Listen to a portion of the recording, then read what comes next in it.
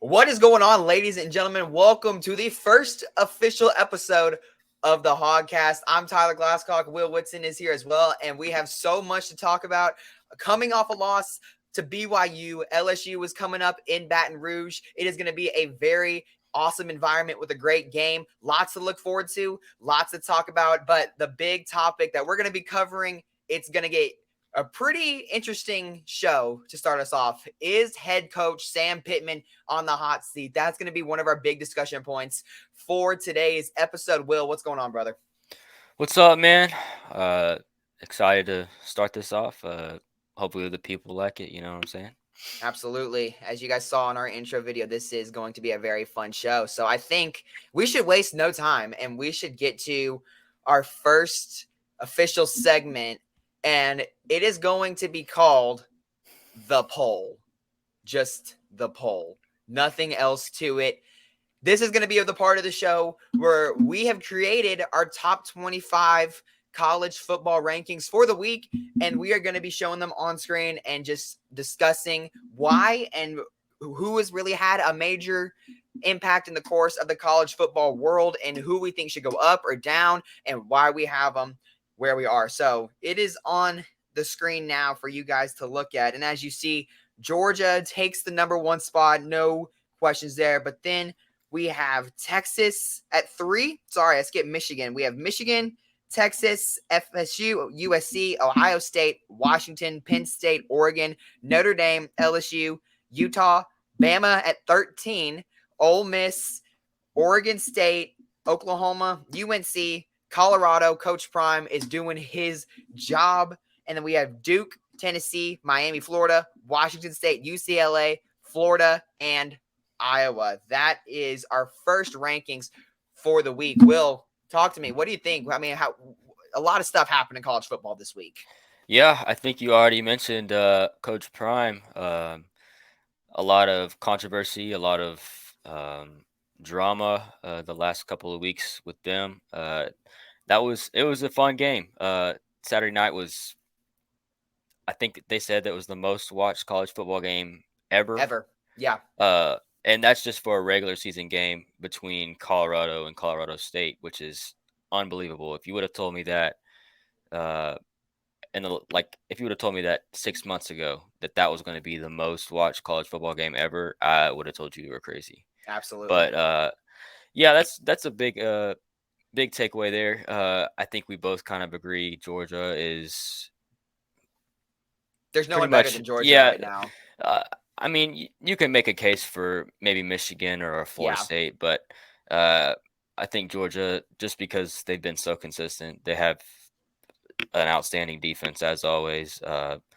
You know, I think that's just a given. I think, in my opinion, if there's anyone who's going to make an argument to be in that top spot over Georgia, it should either be Texas or Michigan. Honestly, with the way Florida State played against an unranked Boston College, that really scared me. But you know what? Hey, they got it done.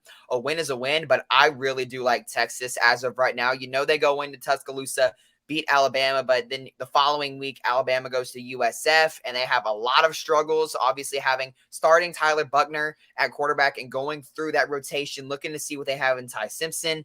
I mean, that was just a overall, and it wasn't a great environment either, pouring down rain. But I'm really concerned about Alabama's, not really defense, but just the way that the offensive line. I mean, for any sort of quarterback, that wasn't a great offensive line situation. But it was not great for any quarterback under center. They weren't really getting any time within the pocket to make any decisions, and that USF defense really stepped up. Yeah, I just want to see some consistency from one of them. I haven't really seen any from either of the three. Yeah. And I think really that's their biggest flaw, and it's something that you haven't seen in a while with Alabama. You've seen When was all the these last great time we saw quarterbacks, that? yeah, all these great quarterbacks, Tua, Mac Jones, Jalen Hurts, guys like that. Um, and this is the year that everyone's like, oh, we can get Alabama, we Yeah. can, and I think that goes down to their quarterback room. It's not great, and honestly, I mean, we're Arkansas fans. We cheer for the Hogs. We don't want Alabama to be good, but it's a little bit It's weird. disappointing. It's a little bit disappointing because you just expect Alabama to be this national powerhouse every year, and this year Yeah.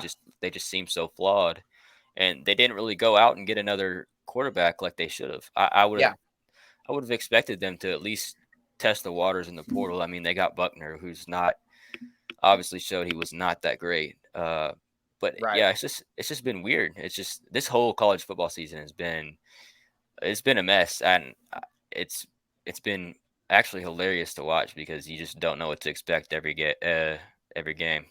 Right. And it's only week 4. So I believe at this point on, you can only expect the unexpected. Now, I do see upside in Jalen Milroe. He has that electrifying capability within his game. But as you said, there's no consistency within that quarterback room. There's lots of times, especially against Texas, that one play he looked like he was going to lead Alabama to the promised land. But then the next play, he's throwing a pick six and making a bad read. It's just, what are you looking at here? Like you said, we're used to Alabama having all those top quarterback room. So to see him not be able to have one of those recruits this year, it's just odd. It's just weird. And like you said, it's hilarious. Another story that I really am really interested to see is Florida. Florida, they take on Tennessee in the swamp and they put the hammer down. I I, I had no faith in that team the Me moment neither. that I saw them in their opener. Yes, If you would have told me that 75-yard Tennessee, touchdown yeah, if you would on have the first seen, play. if you would have seen Tennessee, if you would have told me Tennessee was going to go down there and lose, I would have thought you were crazy. Yeah, Florida looked absolutely horrible in their season opener against Utah. I was like, this is a bottom of the barrel SEC team, and then they just go out there and play like that. I don't think I think Tennessee's never won in the swamp, which is they. embarrassing. It has been a It's minute since they've won it's in the swamp. it's it's embarrassing. I would be embarrassed if I was Josh Heupel. I would be embarrassed if I was Joe Milton. Any of their team, I would be embarrassed because Florida is just not good. But Well, I mean, they pulled a shocker. They pulled a shocker. and they're in the polls now. They're ranked as 25. Tennessee dropped 12 spots. I think it's 12, something like that. They dropped from 11 to 23. So that is a huge drop for Tennessee, as now the SEC is slowly becoming more and more wide open. But Arkansas did not do themselves any favors with losing to BYU in a wide open SEC. Yeah, I mean, if Arkansas would have won that game, they would have probably been in that Florida range where they were just kind of peeking inside the top 25. Yeah. Just disappointing. Should not have lost that game. You destroyed them stats wise. There was, I mean, they had 280 something yards of offense, and they just you gave them the game. Arkansas gave them the game. Yeah. Turnovers, penalties. It was just a mess. The offensive line should never be that bad, especially Especially under with Sam Pittman. yeah, Sam Pittman, offensive line guru. That it just shouldn't be like that. I'm thankful that I did see Sam Pittman out there with the offensive line today, and just throughout the week he's been with the offensive line more. And I'm hoping that hopefully changes something because I can't go down to Death Valley this week and expect to win, especially with them playing like that on the offensive line. You got Harold Perkins, Mason Smith. There's no way you can play like you did on Saturday and expect to go down there and win. There's no way. That LSU front seven is going to tear you apart. So if I don't see any improvement this Saturday, then I really don't know what to expect for the rest of the season. I just need to see something from that offensive line room before I even go anywhere else because you can't give your best players the ball if they don't even have time to get it. So Yeah, no, absolutely. We've known throughout the course of the season that Arkansas has struggled throughout the offensive line. It's been a topic within the press conferences room. It's been a topic through training camp and in practice. And Coach Pittman has preached that he wants to have a 5 to 7 man, 8-man rotation on that offensive line. But right now, it doesn't even look like he has 3 on that line. I mean, Josh Braun has been pretty reliable so far throughout the course of the season, but everyone else, it's kind of just a big question mark. Like, what's going to happen next? And as you said, Harold Perkins and Mason Smith, those are two of some of the best defensive players in the country, let alone on just that line. And as someone who's watched so much LSU football being from the Louisiana area, I mean, this LSU team, it's finally starting to kind of build up a reputation again. After losing Joe Burrow, they had that terrible season that completely underperformed. And now Brian Kelly has decided to come in and bring in a new culture, a new standard of consistency, of winning. And now that that's slowly starting to be established within that program, it's only going to get better. But right now, Arkansas faces a very tough challenge as they continuously have beaten themselves. I mean, the record is 2-1, but even in that game against Kent State, there was a lot of plays. Offensive line play struggled. There were some penalties. I mean, in the BYU game, I think I'm looking at 13 penalties for 121 yards. You're not going to win football games with 121 yards of given penalties, and there's a really tough task at hand, and that's Jaden Daniels and the LSU Tigers this weekend. Yeah, one big difference between BYU and LSU is talent. You first off, you were much more talented than the team that you played last Saturday. And no disrespect to BYU. Yes, no disrespect to BYU, but like it's just frustrating. I think the whole fan base, all of the media is just frustrated. Uh, you just gave them the game. You just gave Yeah. them the game. And now you're going up against a team who's got so much more talent. And if you go out there and play out like you did on Saturday, you're going to get boat raced. So, like I said already, if I don't see any improvement, I really don't know what I'm going to think. Like, if I don't see any improvement, are we going to really be thinking, are we going to win an SEC game? And it's sad that I have to say that, just because we had really high expectations of, oh, this is Sam Pittman's best team, or this is the best offense we had in a long time. And then you go out there and I'll just be honest, it was a stinker. It was just It was just rough. disappointing. It was ugly. It was rough to watch. And so if I don't see anything else this weekend, then my hope's going to be lost.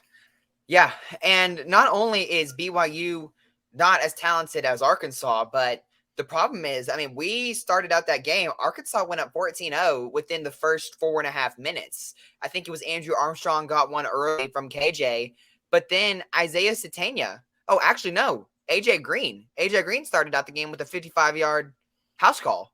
And then Satania finally got his punt return, which was long awaited. 88-yard punt return. 4 minutes into the game, the Hogs are up 14-0. Everyone's feeling good. The team's feeling good. The fans are feeling good. The atmosphere is electric. But then they gave up 21 straight points, and they didn't get anything moving on the offensive end either. I think there was 4 punts before the next time Arkansas was able to get points on the board. You can't do that against a school like LSU. You can't do that against a team like Alabama, even though they're struggling right now. It's Alabama. They're an established program that is a powerhouse, and they know how to win football games. Nick Saban knows how to win football games. There are mistakes like that. You can't give up 21 straight points to BYU and expect to be competitive in SEC play. Yeah, and these next four games are going to be really crucial. I think that's it's the gauntlet. These next 4 are really going to tell us where we stand. We're obviously frustrated about how last week went, but I mean, if you go down and win 3 games in these next 4, I think everybody's really going to forget about this last Saturday loss. Because now at this point, it's a straight gauntlet of SEC play.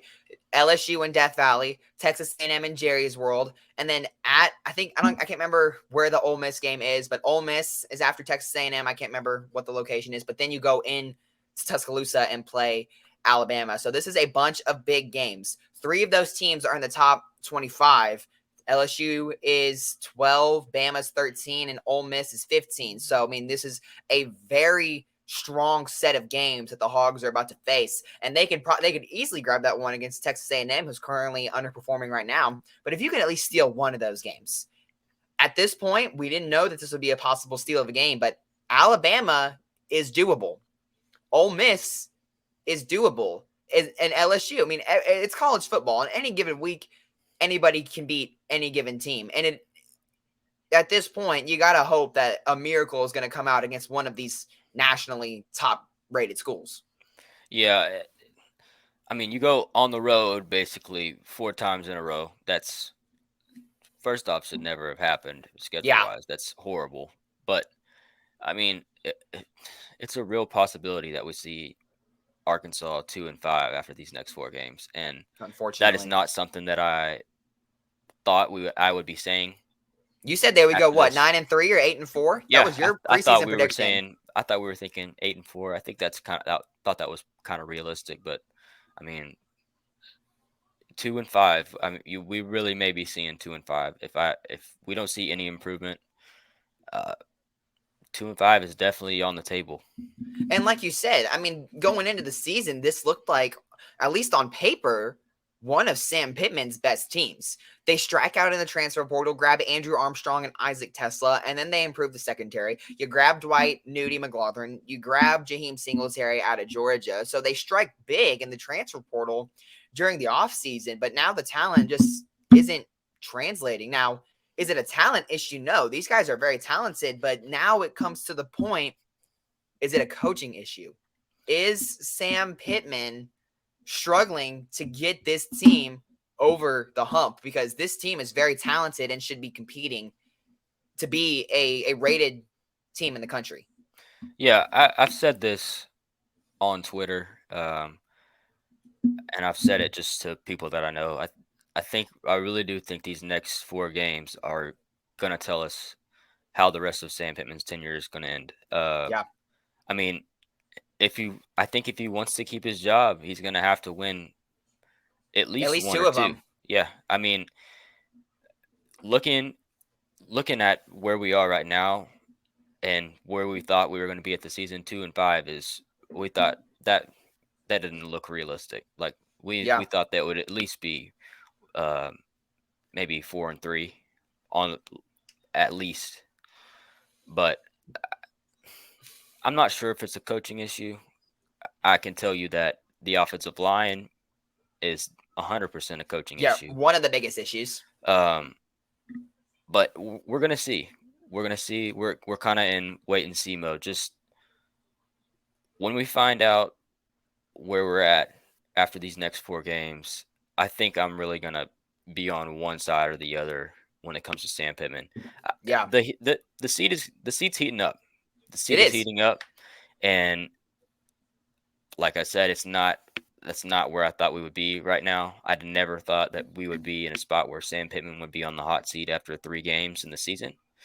But it's really realistic to see him not be the coach of Arkansas next season. Right. And when you look at where this Hog team has come from in previous years, I can't remember if it was last year or the year before that, but I remember they were nationally rated. They were a top 10 team at one point, and then they dropped a game to A&M, and then they dropped another one, and they lost like 3 straight games that took them from number 8 to unranked. And I think that was last year, but I don't remember. But I know that happened. And last year they started out decently hot. Um, they they had a 3-0 start, but then they lost the game to A&M, where realistically that shouldn't have been a game Arkansas lost. Yeah, I don't want this BYU game to really just tank us. Yeah, I think we really needed to win that game, especially going into the SEC play. Just just for momentum, just yeah, staying in the win column. Uh, you win that game, you're ranked. absolutely. And it sets Realistically, up you're that top ranked. 25 matchup. Yeah, Yeah, yeah. You'd be going down to Baton Rouge this weekend with maybe 22 Arkansas, and instead high you're going down. expectations. Yeah, instead you're going down to Baton Rouge disappointed. The locker room is probably torn because they know that game shouldn't have been one they lost. Yeah, And they know that. I think if I'm I don't think Arkansas winning this weekend is super realistic, but I think at least seeing some improvement, seeing the offense kind of come to fruition. We didn't really Right. see a whole lot. I think KJ, he looked like he was getting held back. It Yeah. didn't really look like he was the normal KJ. Didn't really, you know, try and go hit people. Yeah. And, and Uh, and that's a big thing because this is a new system with Dan Enos coming in to change the scheme. And in a bad way, we know it's been changed because you've said this about 17 times, I think, in the last week.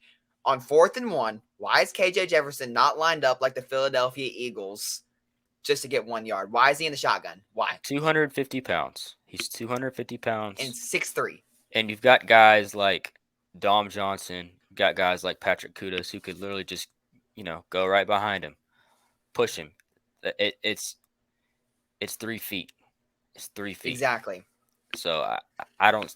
That really frustrated me, and I think that was one of the biggest mishaps of the day that really tanked us, tanked our momentum. Just that was those couple plays where you would have got it, you would have had a first down or things like that. Just keeping the possession alive. That's just Exactly. that really swung the momentum and should never have happened. I don't think. Yeah. And it seemed like Arkansas was just struggling with the little things against BYU.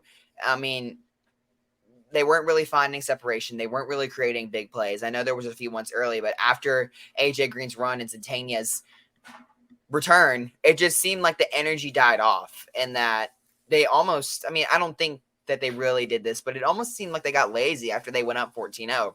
You get up 2 scores so early and you think to yourself, hey, this is our game. We've got this wraps. Myself, I said it. After Zetania scored, I was like, and so someone said, is BYU good? And I'm like, well, they don't look like it right now. And I was really high because if Arkansas continued to respond with that force and keep that drive that they did in those first 4 minutes and they beat the crap out of BYU, that like you said, realistically that ranks them. Well, it'll be interesting seeing how they come out against LSU. I'd really love for them to um, come out just with some passion, kind of Right. prove all the doubters wrong. But based off Sam Pittman's presser on Monday, it really, really, really, really makes me scared going down there. I hope I hope we don't get beat by 20 plus, but It almost feels demoralizing. he just seemed defeated. Didn't really seem like he had a lot of answers to any of the questions. Really didn't seem like he was present. Uh, it's concerning. It's really It re- concerning, and it really is. it gave me flashbacks. I'm not gonna lie, it really did. I never thought I'd have to relive those Chad Morris days, and then Good old I Chad watched the press Morris. conference on Saturday, and then watched it Monday as well, and it was the coach speak was unbelievable. Like, and then you think about what he said about if we're ready to play. It should Not never be it. an if. I Yeah. hope you're ready to play, or You're you're gonna you're go a get fleeced. you're a head coach of an SEC program. Never should the word if we're ready to play be coming out of your mouth. Every single week to week, win or lose, your team should be ready to run through a wall and compete at the highest. Yeah, a lot of people are saying, Nick Saban doesn't really seem like he has that same type of fire he always used to have. I didn't see it from Sam Pittman on Yeah, Saturday. I didn't see it from him on Monday in the presser. It's really concerning. And like I said, I hope you're ready to play, or you're going to go down to Baton Rouge and get killed by 30 plus. Because those absolutely. boys Well, are not, they will not mess around. They will get up, and you will never, ever be able to catch back up. yep. Brian Kelly is someone who has, like I said, revamped the entire culture of that LSU team. And now, as we said, we know that we want the Arkansas Razorbacks, your SEC program, we want them to be ready, not if, but when it's time to play. When they're ready to play. We know two guys who are going to be ready to play on Saturday, and that is the fun topic of these last few weeks, and that's the quarterbacks, KJ Jefferson and Jaden Daniels. This has been one fun debate, one that fans are starting to grab hold of because these are two very talented quarterbacks within the same conference, same division. I mean, I've been sending stuff to you on Twitter, been replying to your stuff. Like, this is a very fun debate of some very talented quarterbacks. It's been a conversation that's been had ever since the offseason, just because I think the expectations were this is 1A, 1B, or this is 1B and 1A. Um, and we're going to find out. We're going to find out on Saturday who really wants it, who really is proven to be the best. This is actually their first matchup. They've never played against each That's other in the right, same game. because KJ who Jefferson was was injured injured last last year? season, and then Daniels wasn't the starter when Jefferson and company went down to BYU. Went down to Baton Rouge. Baton Rouge. um, so it'll be interesting. I think this is a prove me game for both guys. I think both offices are going to be hopefully ready to go. KJ, obviously he's got the legs. Daniels he has the legs, but he's better in the pocket, uh, Yeah, throwing it downfield. Um, but yeah, I'm excited. I'm really excited to see how this goes. yeah. These are two quarterbacks who really have a very similar skill set.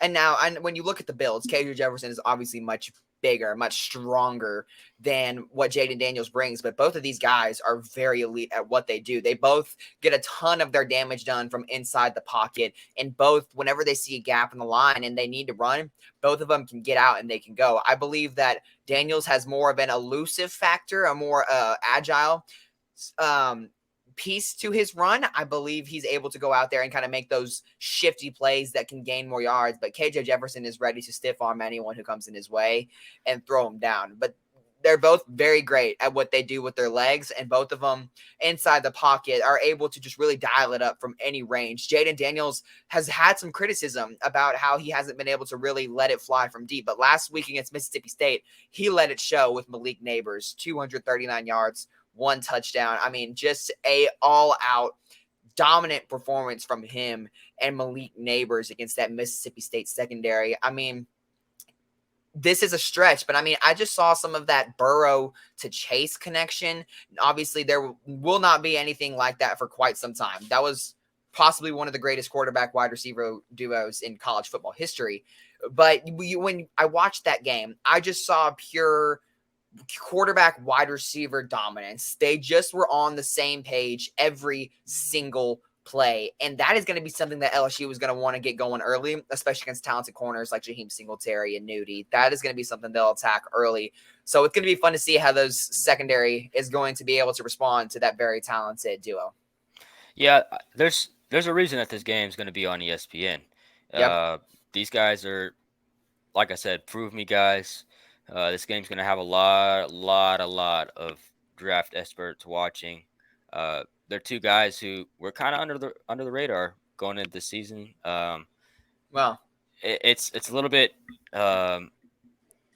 interesting because they're really good in the SEC and not projected really high in the NFL draft. yeah. So they've got a lot to prove. Both of them do, and I think some friendly competition. It always helps. Always, you have that guy across the field from you who you're competing against and who you could possibly get drafted above. Exactly. I think that's extra motivation for both of those guys. Yeah, like you said, this has so much more implication than just what happens on the field. Draft implication is going to be a big piece of that. And as you said, both of these guys who are playing really great football are not really scouted out as highly right now as some of the guys, such as, I mean, Caleb Williams, obviously. I mean, he's Caleb Williams, but guys like Drake May, Bo Nix, those are some very talented quarterbacks as well. But with the way Jaden and KJ have played through SEC ball, I'm shocked to see that they're not as highly sought after. I understand possibly KJ's case just because they haven't found much success in the win column, but Jaden Daniels is an Arizona State transfer, went into LSU last year. No one really had him on his radar, and then him and Brian Kelly bring LSU a 10-win season for the first time since Burrow. They take down Bama, and they really make a lot of noise, but people really weren't seeking after Jaden Daniels. And even though going into the season, he was the second highest favorited for Heisman, only behind Caleb Williams. Now, it's week 4. I don't know why it's the first time any of us have said this. It is week 4. There is still so much football and so much left to happen. Is it almost too early to overreact? No, but should concerns start to arise? Yes. But there's plenty of time for these quarterbacks to lock in and make a ton of noise to bring up their draft anticipation. Yeah, like you said, that it is only week 4, but I mean, through the first 3 weeks, I haven't really seen a whole lot of greatness from either side. I think eventually they could both end up being NFL starters just because they're so talented. They both have the Absolutely. skill set. I mean, you can compare KJ to Cam Newton. It's obviously a really hefty comparison, but the same skill set. Just working on mechanics. If he gets his mechanics down, I think he can be 100% NFL starter. Absolutely. And then Daniels, you see guys like Anthony Richardson already thriving in the first couple of games for his career.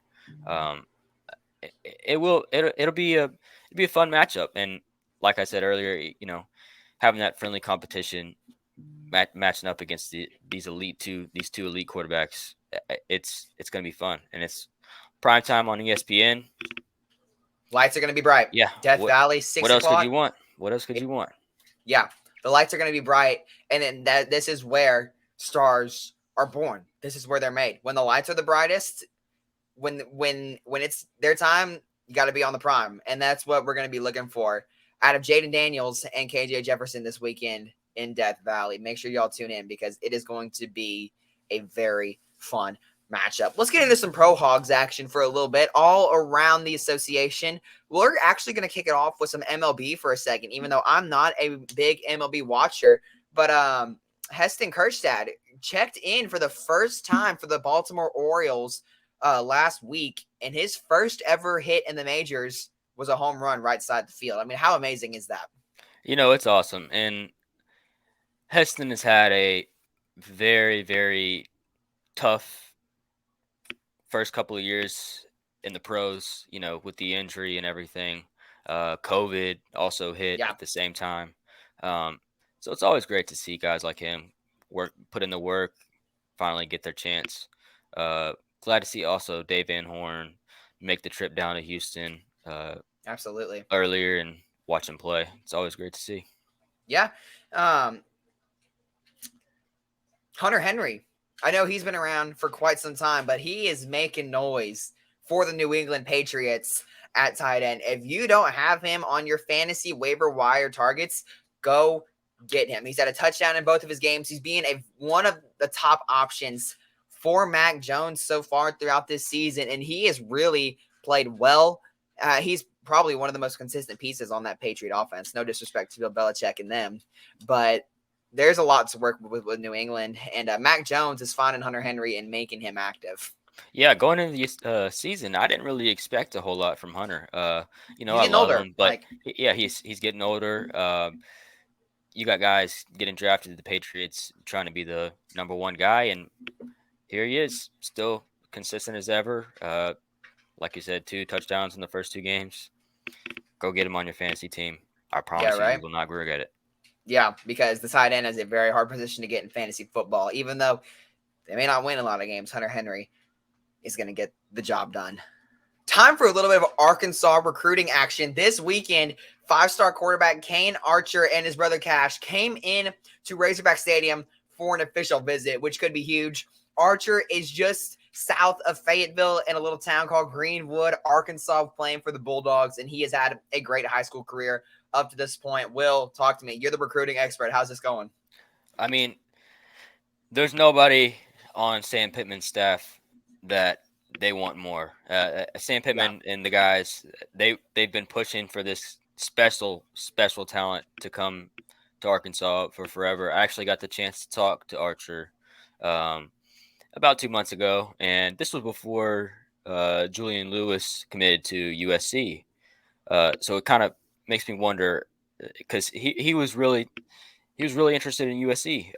Said that was probably his number one option at the time. And Julian Lewis, another 2026 guy, committed Yeah, to USC, and so that really makes Arkansas fans wonder: is the does special that give them talent the going to end up? leverage? Is he going to end up in Fayetteville? I think we've seen the 2026 class really like already be looking Special. like it's going to be special.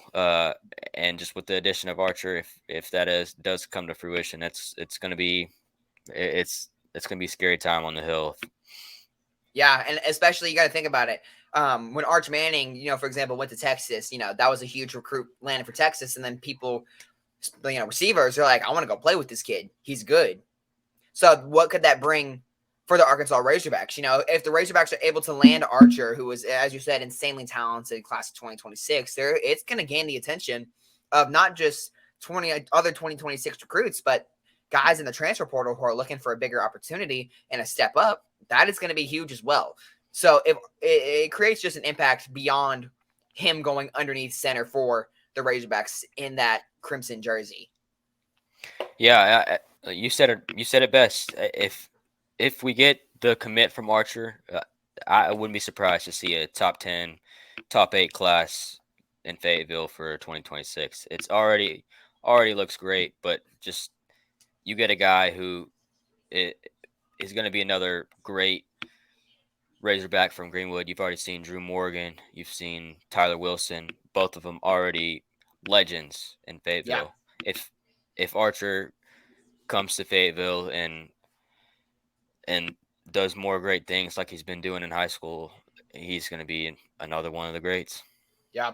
And like I said, such leverage. There's so many D1 schools who want him. As you said, USC was at the top of his board. So you got to ask yourself, does that really give leverage to the Razorbacks? And it's going to be interesting to see. High school football still has a handful of time left, but I wouldn't be shocked, and neither would you, to see Archer make a declarement in a matter of months whenever the season ends. Yeah, I think he plans on committing us like pretty soon after the Greenwood season's over. They're expected to compete for another state title, as Yep. always. It's Greenwood. But yeah, I mean they're he said he's going to be ready once the season's over, and the hype for 2026 if he commits to Arkansas will be unreal. The campus will have an absolute field day. I mean, I just can't imagine what that energy would be. Now, imagine I saw a tweet. We're sidetrack. I saw a tweet. I think it was yesterday. Is they said that campus wouldn't know what to do if they had Muss and Deion Sanders up there at the same time. Yeah, I mean, that's the same. That's the type of feel. There's no better feeling than knowing that your team is going to be good. And yeah, with Archer, if it's not a given yet, but if Archer ends up committing to Arkansas, the place is going to be insane. yeah, the atmosphere is going to be wild. Tell me about a little bit of basketball recruiting. That the season is coming up closer and closer. October 4th is the red and white scrimmage. And so we have a lot of news as the season is starting to build up. Yeah, a big priority target was in Fayetteville this past weekend.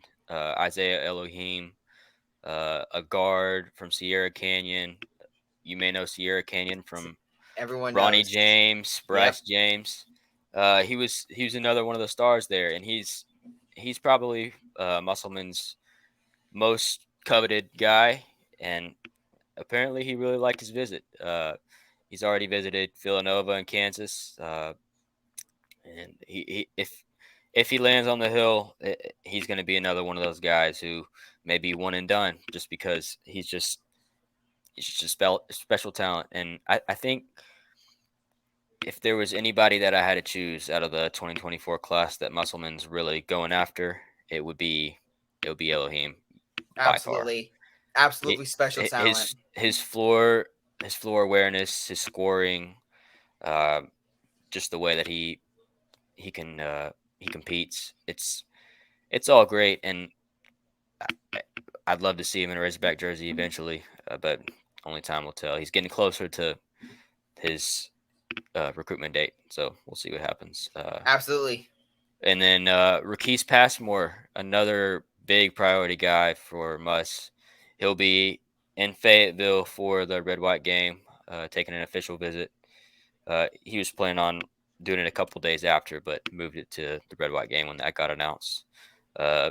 He's another wing who's long, athletic, can shoot it, can play defense. Just another one of those guys. Musselman, he's drooling over. And I think him and Elohim would be a great duo if they end up both coming to the Hill. So only time will tell, though. We'll see. Absolutely. And over the last few years, I mean, the Razorbacks have continuously built up a reputation as a basketball school. Musselman has come in and really brought in so much excitement and anticipation. And like you said, two highly sought after talents that Musselman, like you said, is drooling over. So, I mean, you with the point guard, you got to fill in kind of that Nick Smith Jr. slot. But, I mean, for the wings, I mean, what you sounds like, it sounds like that this guy almost kind of seems like a Cam Whitmore type of skill set player, and getting someone like that to pair next to the guys who are already there. I mean, Trayvon Bazile is coming back. He had a really great season last year up to the point before he tore his ACL. Unfortunately, he had probably the dunk of the year out of all sports, not just college basketball. But I mean, this is going to be another exciting year for a team who was really struggling through the course of the regular season and then took down the former national champion in Kansas. I mean, it was a really good year for them as to close it out. And then now there's continuously more excitement, as it always feels like, surrounding this program. Yeah, I mean, a while ago, off season was, you know, it was just pretty dull for basketball. During the Mike Anderson tenure, there wasn't a whole lot of excitement. It was pretty mediocre. But I mean, Musselman's flipped his program. He's got guys coming in, elite guys coming in during the offseason, wanting to come visit.